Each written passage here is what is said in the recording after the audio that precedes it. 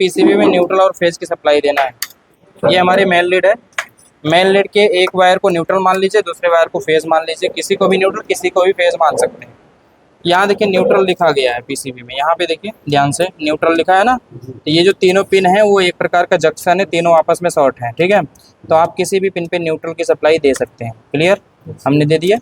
उसके बाद फेज यहाँ लिखा गया, पावर रिले इसको बोलते हैं, ठीक है। ये पावर रिले कंप्रेसर को चालू करने का काम करता है। इसके इसी पिन पे सप्लाई दिया जाता है, तभी सारे रिले एक्टिवेट होंगे।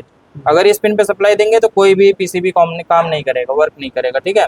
तो आपको जहाँ फेज लिखा गया वहीं देना है। तो मेन लीड का जो फेज वाला तार है इसको हम यहाँ जोड़ देते हैं।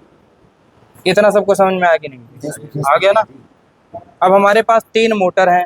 3 मोटर में स्विंग मोटर, फैन मोटर और कंप्रेसर मोटर है, ठीक है। पहले हम कंप्रेसर की वायरिंग कर लेते हैं, वैसे आप किसी की भी कर सकते हैं। ये है कंप्रेसर के तीनों तार। हाँ, ये कंप्रेसर के तीनों वायर हैं। कंप्रेसर के तीनों वायरों में आपको सबसे पहले ये जानना जरूरी है कि इसमें कॉमन क्या है, रनिंग क्या है, स्टार्टिंग क्या है, ये जानना जरूरी है, ठीक है। तो उधर कंप्रेसर के पट्टी पे कॉमन, रनिंग, स्टार्टिंग लिखा हुआ है, ठीक है। तो मैं बता देता हूँ कौन सा तार किसका है। रेड वाला तार उसमें कॉमन है, कॉमन लिखा गया है इस पर, ठीक है। ब्लैक वाले तार को रनिंग बनाया गया है और येलो वाले तार को स्टार्टिंग बनाया गया है। इसका मतलब कॉमन वाला तार पहले ढूंढना है। कॉमन वाला तार तो हमारा यही है। तो कॉमन वाले तार को हम न्यूट्रल यहाँ से दे देते हैं, ठीक है। ये रहा जो पिन है, इस न्यूट्रल का पिन है, इसी न्यूट्रल के पिन में हम इसको भी लगा देते हैं, ठीक, लगा दिया गया। कंप्रेसर को न्यूट्रल मिल गया ना। अब कंप्रेसर को कैपेसिटर जोड़ना है और फेज की सप्लाई देना है, यही काम करना है। तो कंप्रेसर की ये जो दोनों तार हैं ये रनिंग स्टार्टिंग के तार हैं। इसमें से ब्लैक वाला रनिंग है, येलो वाला स्टार्टिंग है, ठीक ना। तो इसमें से अभी मायने नहीं रखता है कैपेसिटर जोड़ते समय कि कौन रनिंग है कौन स्टार्टिंग है, बस रनिंग स्टार्टिंग है ना, इतना जानना है।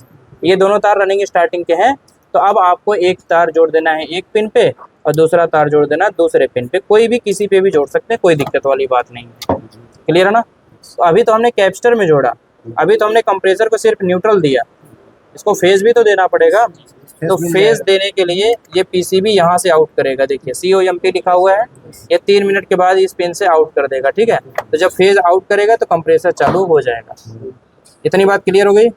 कंप्रेसर की वायरिंग खत्म, ठीक है ना। आ गए सबको कंप्रेसर की वायरिंग करना, ठीक है।